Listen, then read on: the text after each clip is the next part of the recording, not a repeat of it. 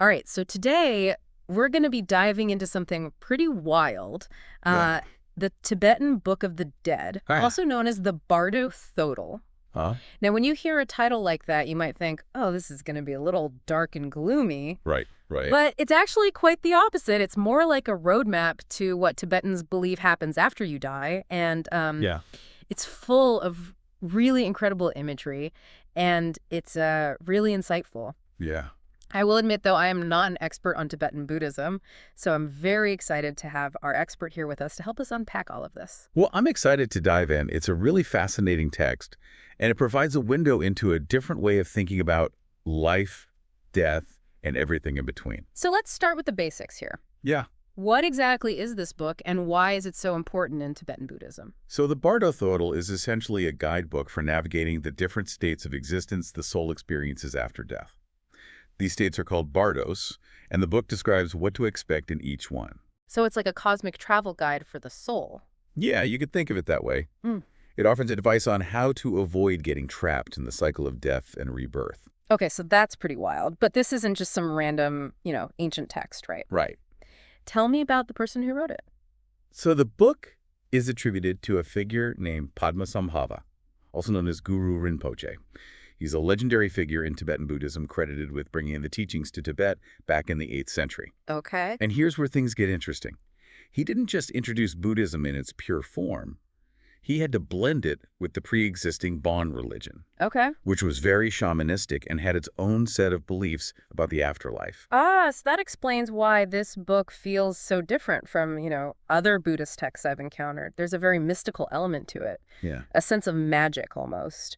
And in fact, the video source that we're using even mentions Padmasambhava as a Mahasiddha. Yes. What does that mean exactly? So that means he was believed to have attained special spiritual powers, or siddhis, through his practice. Okay. These powers could range from things like clairvoyance and healing to even levitation and manipulating the elements. Wow. Now, whether he literally possessed these abilities is up for debate, Sure. but the stories definitely add to the mystique surrounding him and the Bardo Thodol. Right, and it kind of makes you wonder, well, what if some of those things that we consider to be supernatural abilities Yeah. are actually just, untapped human potential that we haven't fully explored yet? Right. Okay, so we've got this incredibly powerful figure Yeah. who writes this guidebook for the soul's journey after death. Right. What exactly does that journey look like according to the Bardo Thodol? Well, the book outlines 3 main bardos, or states of existence, that the soul passes through. Okay. Each bardo presents unique challenges and opportunities for liberation, and the book provides teachings and visualizations to help the soul navigate these experiences. Okay, I'm ready to dive into these Bardos. All right, let's do it. Let's start with the first one. So the first bardo is called the Chikhai bardo, and it's the moment of death itself. Wow. Talk about starting things off with a bang. What happens to the soul in this initial Bardo? So in this bardo, the soul encounters the clear light, Okay. which is described as pure consciousness, the ultimate reality. You can kind of think of it like the source of everything, unfiltered and incredibly vibrant. Okay. This is a crucial moment because it represents the most direct opportunity for liberation from the cycle of death and rebirth. That sounds amazing, like reaching, the highest level of consciousness. Yes. But the video also mentioned that some people are terrified by this experience. Why would anyone be afraid of, experiencing pure consciousness? Yeah, that's a really good question. And it gets to the heart of what the Bardo Thodol is trying to teach us. You see, the clear light experience is essentially the complete dissolution of the ego, of everything we identify as me. And for someone who has spent their life clinging to their identity, their beliefs, their desires, this sudden annihilation of the self can be incredibly frightening. That makes sense. It's like being stripped bare, exposed to the ultimate truth of who we are beyond all the masks and stories we create for ourselves. Yeah. That would definitely challenge, our understanding of reality. Yeah. So what happens if the soul misses this opportunity for liberation in the Chikhai Bardo? Well, then the journey continues on to the next bardo, Okay. which is known as the Chonyid bardo. Okay. And this is where things get really interesting. Okay, I'm on the edge of my seat. What's in store for the soul in the Chonyid Bardo? Well, the Chonyid bardo is the bardo of visions. It's described as an incredibly vivid and intense experience. The soul encounters all sorts of beings, both peaceful and wrathful, Okay. which are essentially projections of its own mind and its karma and its unresolved emotional states. Hold on, so you're saying these visions aren't actual beings, but more like manifestations of the soul's own inner landscape. Exactly. The Chonyid Bardo is like a cosmic mirror, reflecting back the soul's true nature. Okay.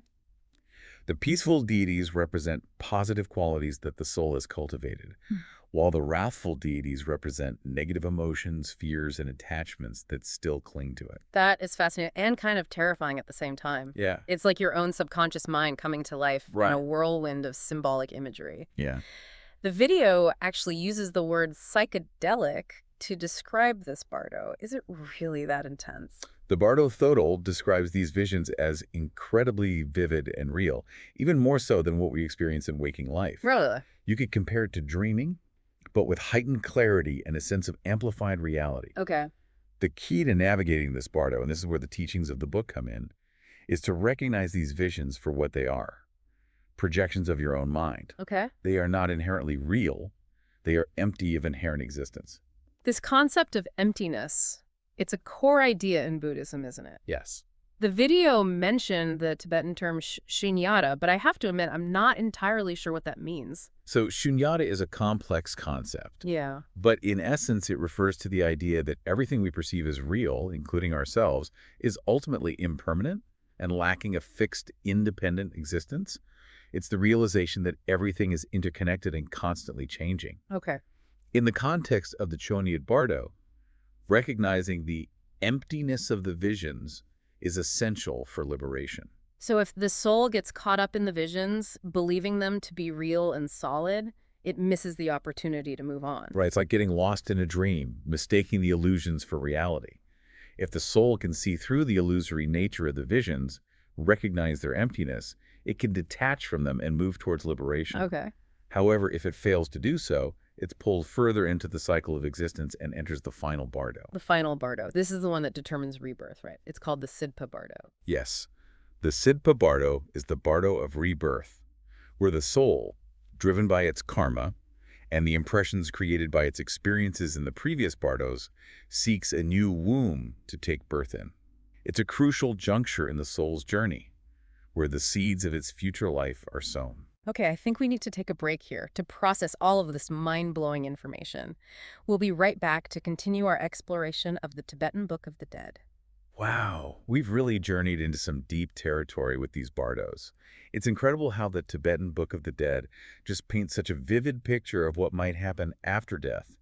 But it's making me wonder, is this book something that's literally read to people as they're dying? You know, that's a common misconception. While it is sometimes called the Book of the Dead, it's not really meant to be read like a storybook. Oh, okay. It's more of a compilation of teachings and prayers and visualizations that are used in different ways. So it's not like a script for the afterlife. Exactly. Think of it more like a toolbox for navigating the different stages of consciousness after death. Traditionally, trained practitioners might recite certain passages to someone who's dying or has recently passed away. So it's like a spiritual send-off. You could say that.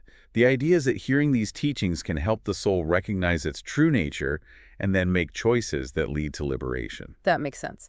But you also mentioned that the Bardo Thodol is studied by people who are still alive. Right.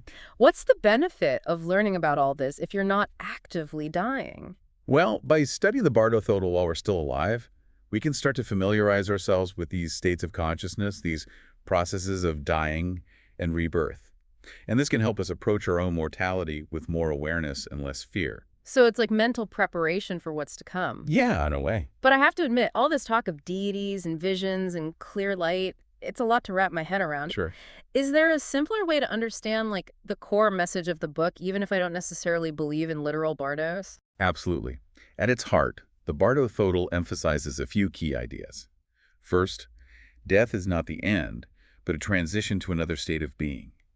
Second, our experiences after death are shaped by our actions, intentions, and the karma we accumulate throughout life. And finally, true freedom lies in recognizing our true nature as pure awareness and breaking free from the cycle of death and rebirth. It sounds like the book is encouraging us not to fear death, but to understand it as part of, like, a larger journey. Exactly. It's making me think about all the different ways, cultures view death and the afterlife. Yeah. It seems like the Bardo Thodol offers like a unique and intricate perspective. It definitely does. And that's one of the reasons it continues to fascinate people across cultures. It Mhm. provides a framework for thinking about death and consciousness that goes beyond, simplistic beliefs or dogmas. It's like a philosophical exploration of the mysteries of life and death. Uh-huh. We've covered so much ground already, the origins of the book, the Yeah. three bardos, these key ideas. Yeah. But there's one question I keep coming back to. Okay. How literally are we supposed to take all of this? Right. Are these bardos actual places the soul travels through? Or are they more like metaphors for different states of consciousness? That's a question that has been debated for centuries. Yeah. Some interpret the bardos as literal realms, while others see them as symbolic representations of internal psychological processes. Ultimately, I think it's up to each individual to decide how they want to understand it. So there's no right or wrong answer. Not necessarily. The beauty of the Bardo Thodol is that it can be read on multiple levels. You can approach it as a literal guide to the afterlife, or as a psychological map for navigating the challenges of life and death. It's like a choose your own adventure for the soul. Yeah. I love that. But even if someone isn't convinced about the literal interpretation, can the teachings still be valuable? Absolutely. The teachings offer profound insights into the nature of the mind and how we create our own suffering through attachment. For example, the idea of recognizing the illusory nature of our thoughts and emotions, that's a powerful tool for navigating the ups and downs of life, regardless of what you believe about the afterlife. So the Bardo Thodol offers practical wisdom disguised as an adventure story. That's a good way to put it. I think that's what sets it apart. It's not just about blind faith. It's about understanding ourselves and the nature of reality. It's reminding me of something you said earlier about Padmasambhava having to integrate Buddhist teachings with the existing Bon religion in Tibet. Right. Do you think that fusion is part of what makes the Bardo Thodol so unique and resonant? It's definitely a key element. By blending Buddhist philosophy with the shamanistic practices and beliefs of the Bon tradition, Padmasambhava created a system that speaks to both the head and the heart. It combines, profound philosophical insights with vivid imagery and ritual practices, making it a rich and multifaceted text. It's like it's tapping into something universal, something beyond cultural boundaries. And that makes me curious, if we were to strip away the cultural context, the specific language of deities and bardos, Yeah. what do you think is the most essential takeaway for someone encountering the Bardo Thodol for the first time? I think the most important message is that we have a choice. We're not simply victims of circumstance or fate. We have the power to shape our experiences, both in life and in death, through our actions, our intentions, and our understanding of reality. It's a call to take responsibility for our own spiritual evolution. Exactly. It's empowering, really. This has been such an eye-opening conversation. But before we get too lost in the mysteries of the Bardo Thodol, I think we should pause here and let our listeners take a breather. We'll be back shortly to wrap up our deep dive into this extraordinary text. Welcome back. Exploring this Tibetan Book of the Dead has really shifted my perspective. Yeah. It's not just about what happens after we die. It's Yeah. about understanding, the very nature of reality and consciousness. Mm. It's true. The Bardo Thodol really challenges our assumptions about life and death and offers a way of seeing things that's both profound and practical. Exactly. And that's what I find so fascinating about it. Yeah. It's not just about believing in a particular set of doctrines. Right. It's about cultivating a deeper understanding of ourselves and the workings of our own minds. Right. You've hit on a key point. The Bardo Thodol isn't just a guidebook for the afterlife. It's a manual for living a more awakened life. Right. The teachings about the Bardos can be applied to the challenges we face every day. I'm really starting to see that. Yeah. Earlier we talked about the Chonyid Bardo with its intense visions and the importance of recognizing their illusory nature. Right. It's making me think about how we often get caught up in our own thoughts and emotions, believing them to be solid and real, Yeah. when in essence they're just fleeting projections of our minds. That's a great connection. The Choni Bardo can be seen as a metaphor for the way we navigate our own inner landscape. Yeah. We're constantly bombarded with thoughts, desires, and fears. It's easy to get swept away by them. But just like in the Bardo, the key is to cultivate awareness, Right. to recognize that these mental formations are not inherently real or permanent. It's like we're all navigating our own personal Chonyid Bardo every day. Right. Encountering our own inner demons and deities. Exactly. And the teachings of the Bardo Thodol offer us tools to face those challenges with more clarity and equanimity. Precisely. The book emphasizes the importance of recognizing the emptiness, the shunyata, of these mental formations. Uh, And by understanding their impermanent and interconnected nature, we can loosen their grip on us and find a sense of peace amidst the chaos. this idea of emptiness being like a path to freedom is so counterintuitive to Yeah. how we usually think. Right. We're conditioned to grasp onto things, to solidify our identities and beliefs. But the Bardo Thodol is suggesting that true liberation comes from letting go, Right. from embracing the fluidity and interconnectedness of all things. It's a radical shift in perspective, but a deeply liberating one. And it's not just a philosophical concept. It has practical implications for how we live our lives. When we can see through the illusions of our own minds, we can approach difficult situations with more wisdom and compassion. It's like the book is giving us a cheat sheet for dealing with the human condition. Yeah, that's a good way to put it. And this message, this idea of recognizing the illusory nature of our experiences and cultivating awareness, Yeah, it seems to transcend any particular religion or belief system. I agree. The Bardo Thodol speaks to something universal about the human experience. It's an invitation to explore the nature of consciousness, to awaken to the true nature of reality, and to live a more meaningful and fulfilling life. It's a call to adventure both inward and outward.